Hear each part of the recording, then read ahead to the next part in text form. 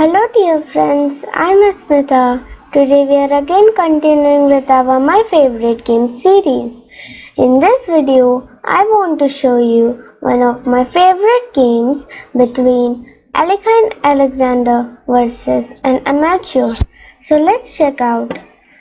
Alekhine opens with e4, Black opens with e6, Alekhine goes for d4 and his opponent replies with d5, the French defense, knight c3, the Vinevo variation, knight f6, bishop g5 and bishop b4, the sharp Macachin counterattack which Alekhine was much happier to play as black. So obviously e5, h6. Now Alekhine goes for e into f6 and Chigorin introduced this very interesting move, that is e into f6. It's a very interesting continuation which Alekhine played in the game. But Alekhine later introduced another line which is still played today, that is bishop d2. Nowadays players prefer to aim at a rapid kingside attack. Then let's say like bishop into c3. Bishop into c3 was a normal move, but in this line b into c3 is played.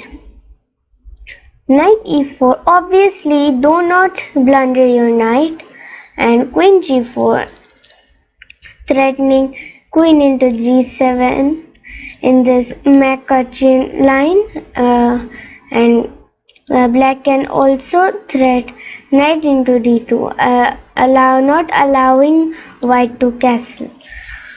So let's check out what happened in the game. That is e into f6, and now h into g5. Alexander goes for f into g7. Obviously his opponent goes for rook g8, h4, and then g into h4. Okay, in this position I would like to request you, feel free to pause the video and think as white. What is the best attacking move played by Alekhine in the style of Chigorin and Tal?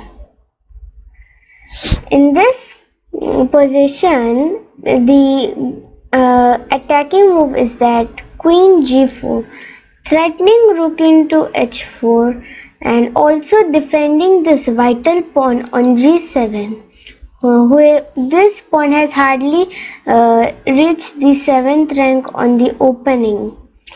So that's why Alekhine immediately defends the pawn on g7. Also it doesn't matter to him even if his opponent plays bishop into c3.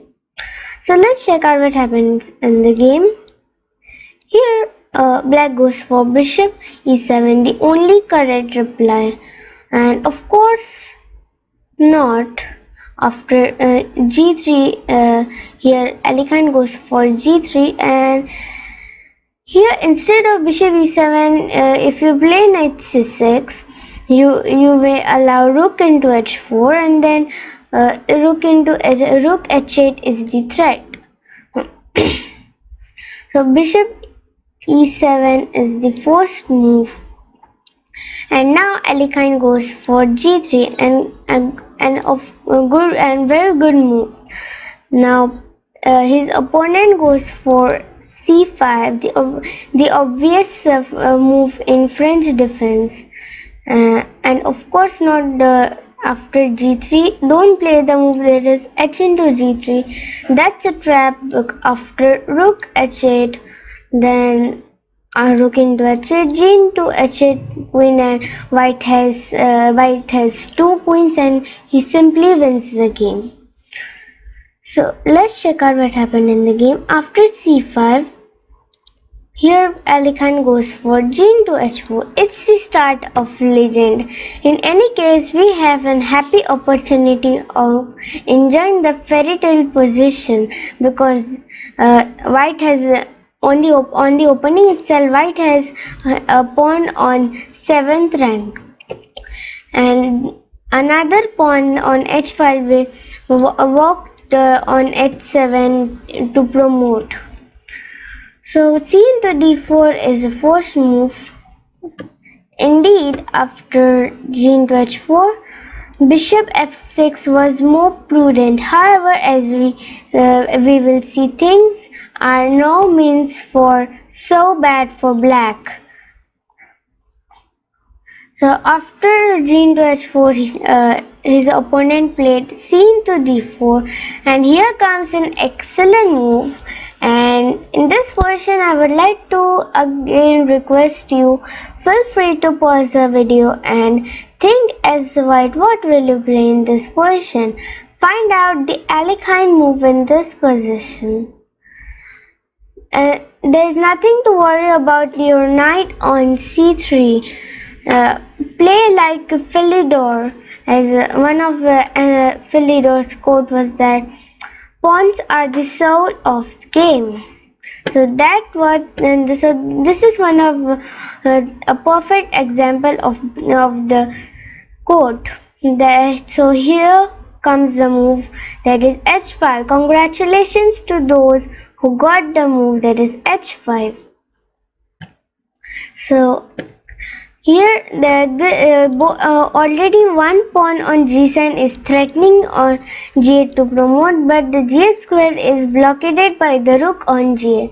So it doesn't matter to Alekhine, even this rook is on g8. He knows that my h pawn is also there to promote.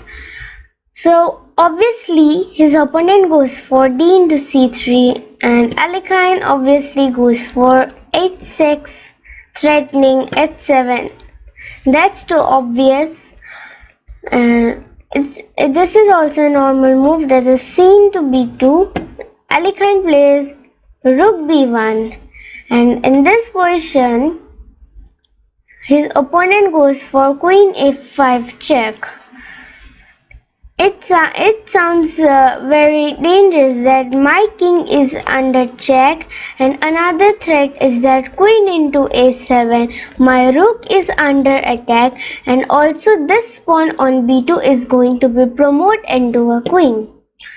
So in this position, I would like to request you, feel free to pause the video and find your best defense in this position. So congratulations to those who got the best defense in this position, is that king e2. It sounds too crazy that you are blocking your bishop on f1 and also your knight who wants to come on e2, then on f4, and threatening some sacrifice on g6. But king e2 is the best defense. After king d1, queen into a2, and your rook is really trapped on b1. Your rook cannot move anywhere, not on c1, neither on a1. So king d1 would be a mistake, and Alekhine chooses the correct defense, that is king e2. But in this position, what Alekhine's opponent played in the game, that is queen into a2, is actually a mistake in this position. At least after king d1, queen into a2 was possible, but not after king e2, queen into a2 was possible. So in this position, instead of queen into a2, just a minute, let me move up this arrows. Yeah, in this position, I would like to request you, feel free to pause the video and think as black, what's your best defense in this position? Which Alekhine's opponent actually missed in the game, and this position is a very important moment which up till now has been skipped by all other analysts, but not the computer. So here comes the best move, that is bishop f8. Congratulations to those who got the computer opinion, and it is the best defense for black. If this move, bishop f8, is the best move, and obviously it is the best move because this move had been destroyed by its whole setup. So let's check out how does it destroys it. H7 is a force move. There is nothing to do such as white.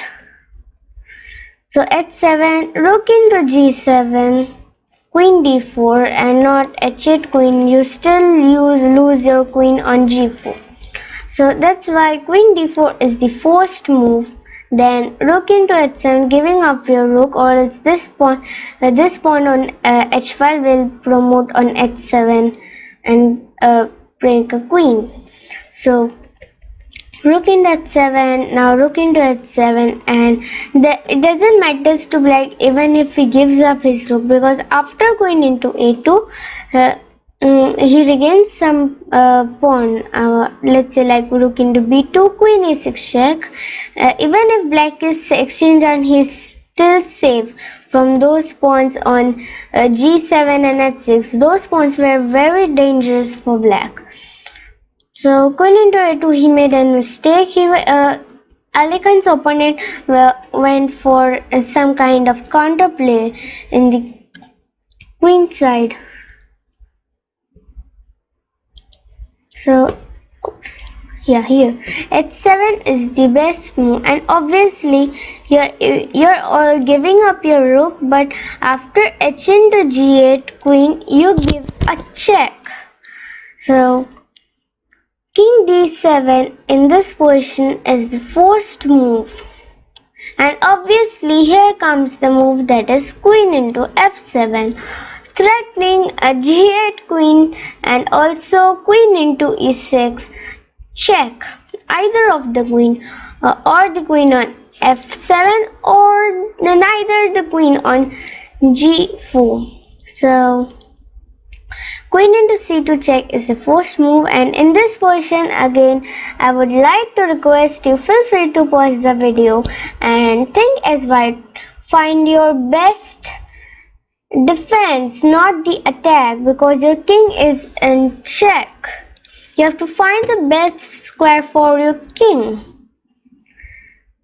In this position you cannot play king e1, or else you will soon mate it after b1 queen. So there are only two legal moves for white, that is king e3 and king f3. So which one would you play in this position? King e3 or king f3? So congratulations to those who got the move, that is king f3. Those who got the move is a very good defender in such a complicated position. Knight c6 is the best move, and only in this way Black can combat the variable brigade of the white's queen, and the knight moves enables him to simultaneously defend both the bishops. So let's check out what happened what Ali Khan played in the game. So Ali Khan goes for Queen G into E6. So in this position, instead simpler was G8 Queen. I would like to play with 3 queens because after B1 Queen, then you can play Queen G into E6 check, King C7.